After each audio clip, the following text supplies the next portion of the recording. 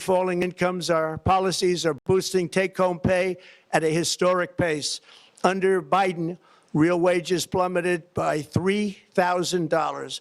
Under Trump, the typical factory worker has seen a wage increase of $1,300.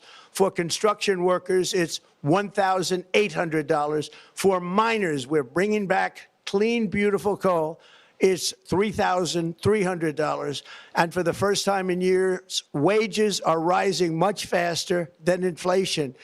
Remember that. The wages, just look at it. Wages are going up much faster than inflation. How big is that?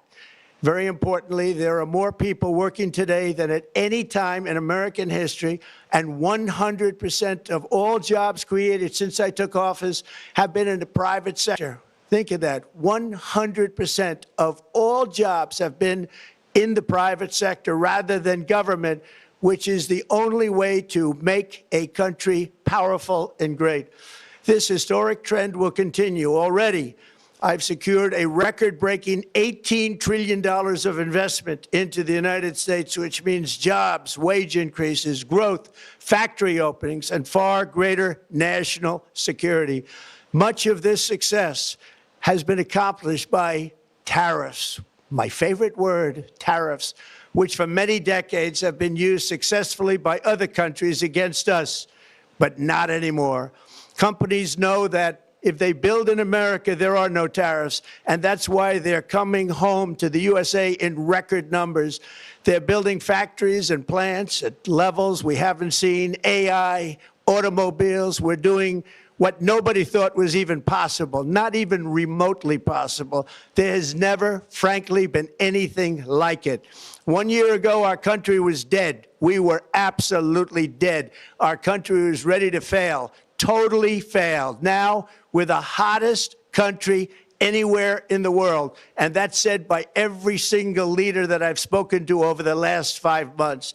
Next year, you will also see the results of the largest tax cuts in American history that were really accomplished through our great, big, beautiful bill, perhaps the most sweeping legislation ever passed in Congress.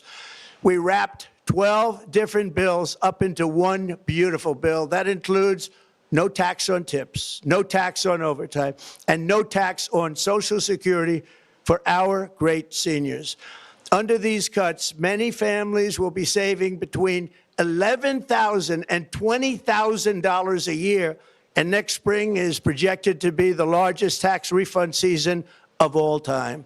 Because of tariffs, along with the just passed One Big Beautiful Bill, tonight I am also proud to announce that more than 1,450,000, think of this, 1,450,000 military service members will receive a special, we call Warrior Dividend before Christmas, a Warrior Dividend. In honor of our nation's founding in 1776, we are sending every soldier $1,776. Think of that. And the checks are already on the way. Nobody understood that one until about 30 minutes ago. We made a lot more money than anybody thought because of tariffs, and the bill helped us along. Nobody deserves it more than our military, and I say congratulations to everybody. And by the way, we now have record enlistment in our military, and last year we had among the worst recruitment numbers in our military's history. What a difference a year makes. In addition, I'm doing what no politician of either party has ever done, standing up to the special interests to dramatically reduce the price of prescription drugs. I negotiated directly with the drug companies and foreign nations, which were taking advantage of our country for many decades, to slash prices on drugs and pharmaceuticals by as much as 400, 500, and even 600%. In other words, your drug costs will be plummeting downward. And I used the threat of tariffs to get foreign countries who would never have done it to pay the cost of this giant dollar reduction.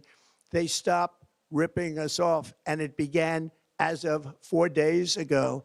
There has never been anything like this in the history of our country. Drugs have only gone up, but now they'll be going down by numbers never conceived possible. It's called Most Favored Nation, and no president has ever had the courage or ability to get this done until now. The first of these unprecedented price reductions will be available starting in January through a new website, TrumpRx.gov. And these big price cuts will greatly reduce the cost of health care. I'm also taking on the gigantic health insurance companies that have gotten rich on billions of dollars of money that should go directly to the people. The money should go to the people. That's you. So they can buy their own health insurance, which will give far better benefits at much lower costs. It will be far better health insurance. The current Unaffordable Care Act was created to make insurance companies rich. It was bad health care at much too high a cost. And you see that now in the steep increase in premiums being demanded by the Democrats, and they are demanding those increases, and it's their fault. It is not the Republicans' fault. It's the Democrats' fault. It's the Unaffordable Care Act, and everybody knew it. Again, I want the money to go directly to the people so you can buy your own health care. You'll get much better health care at a much lower price. The only losers will be insurance companies that have gotten rich, and the Democrat Party, which is totally controlled by those same insurance companies. They will not be happy, but that's okay with me because you, the people, are finally going to be getting great health care at a lower cost. Another major focus is the cost of energy. For years, the radical left Democrats exploited the green energy scam as an excuse to funnel many billions of dollars into their own massive slush funds as their energy restrictions drastically drove up prices, and they drove them up at record levels. Electricity costs surged 30 to 100% under Biden, and the typical family lost $5,000 to $10,000 in higher energy costs. Think of that, $5,000 to $10,000 you lost. On day one, I declared a national energy emergency. Gasoline is now under $2.50 a gallon in much of the country. In some states, it, by the way, just hit $1.99 a gallon. And within the next 12 months, we will have opened 1,600 new electrical generating plants, a record, and it's a record that won't be beaten by practically, I would say, by anybody, or certainly not very soon. Prices on electricity and everything else will fall dramatically. The Democrat inflation disaster, again, the worst in the history of our country, also robbed millions of Americans of home ownership and indeed the American dream. The yearly cost of a typical new mortgage increased by $15,000 under Democrat rule. In 11 months, we've already gotten that annual cost down by $3,000, and it's coming down a lot lower. Wait till you see. The numbers are going to be shocking. And I'll soon announce our next chairman of the Federal Reserve, someone who believes in lower interest rates by a lot, and mortgage payments will be coming down even further. Early the new year, and you will see this, in the new year, I will announce some of the most aggressive housing reform plans in American history.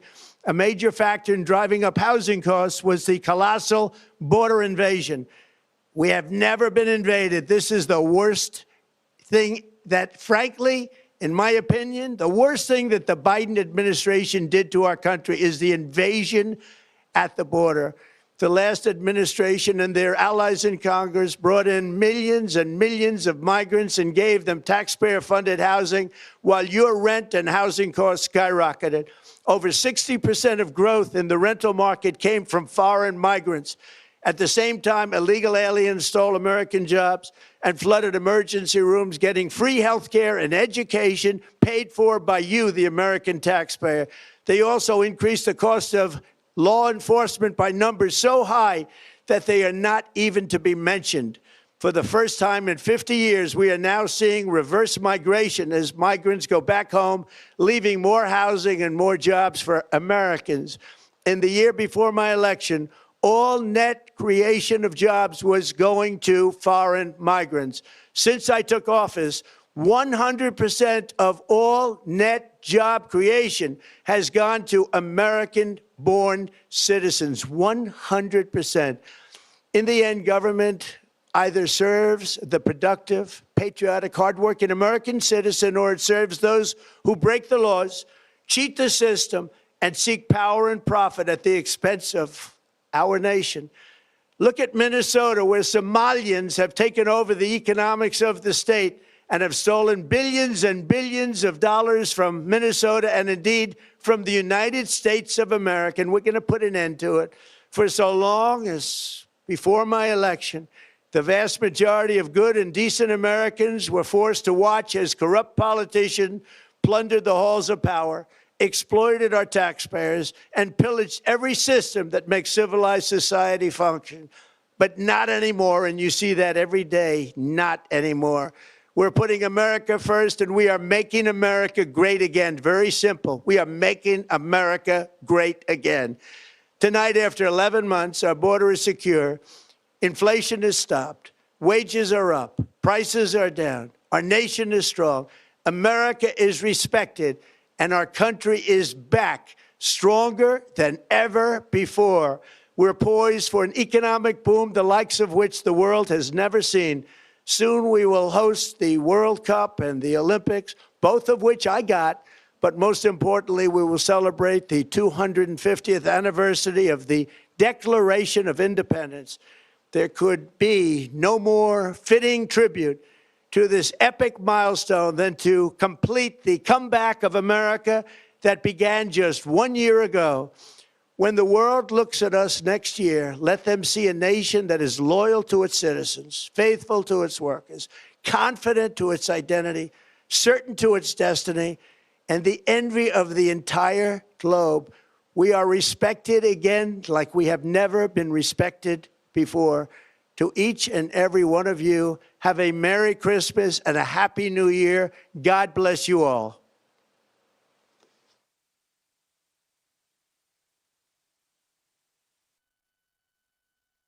Mess, and I'm fixing it. When I took office, inflation was the worst in 40 years, higher than ever before, making life unaffordable for millions and millions of Americans. This happened during a Democrat administration. And it's when we first began hearing the word affordability. Our border was open, and because of this, our country was being invaded by an army of 25 million people, many who came from prisons and jails, mental institutions, and insane asylums. They were drug dealers, gang members, and even 11,888 murderers, more than 50% of whom killed more than one person. This is what the Biden administration allowed to happen to our country, and it can never be allowed to happen again. We had men playing in women's sports, transgender for everybody, crime at record levels with law enforcement, and words such as that just absolutely forbidden. We had the worst trade deals ever made, and our country was laughed at from all over the world, but they're not laughing anymore. Over the past 11 months, we have brought more positive change to Washington than any administration